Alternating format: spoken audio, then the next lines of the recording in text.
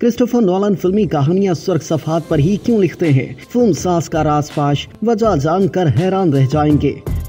बरतानवी नसात अमरीकी फिल्मसाज Christopher Nolan अपनी शाहकार फिल्मों के लिए दुनिया भर में मकबूल हैं। Inception, Interstellar, the dark night trilogy और द प्रेस्टीज जैसी शानदार फिल्में तख्लीक करने वाले क्रिस्टोफर नोलन की हर नई फिल्म को मास्टरपीस समझा जाता है। मारूफ हिदायतकार, स्क्रीन राइटर और प्रोड्यूसर क्रिस्टोफर नोलन की आखिरी फिल्म ओपनहाइमर गुज़िश्ता बरस 2023 में रिलीज हुई थी, जिसकी हिदायतकारी पर क्रिस्टोफर नोलन को गोल्डन ग्लोब्स अवार्ड से भी नवाजा गया। जबकि फिल्म ओपनहाइमर फिल्म के मरकजी अदाकार सिलियन मर्फी को भी बेहतरीन अदाकार के अवार्ड से नवाजा गया। सिलियन मर्फी ने अपने एक इंटरव्यू में क्रिस्टोफर नोलन से मुतालिक एक ऐसा इंकशाफ किया जिसने मद्दाहों को अमरीकी फिल्मसाज के प्रोफेशनलिज्म का मजीद गर्विदा बना दिया। अमरीकी टीवी शो 60 मिनट्स को दिए गए एक इंटरव्यू के दौरान अदाकार सिलियन मर्फी ने क्रिस्टोफर नोलन की जानिब से उन्हें भिजवाया गया ओपनहाइमर का असल स्क्रिप्ट दिखाया। ये स्क्रिप्ट फिल्म में कास्ट किए गए दीगर अदाकारों को भेजे गए स्क्रिप्ट की तरह सुर्ख कागज से तैयार किताबचे पर सियाह रोशनाई से दर्ज था। क्रिस्टोफर नोलन का अपनी फिल्मों के स्क्रिप्ट इस तरह लिखने का मकसद दर हकीकत ये है कि ऐसे स्क्रिप्ट की फोटोकॉपी करना मुश्किल होता है, लिहाजा लाल सफात पर सियाह रोशनाई से स्क्रिप्ट लिखने का मकसद ये यकीनी बनाना होता है कि इसे गैर कानूनी तौर पर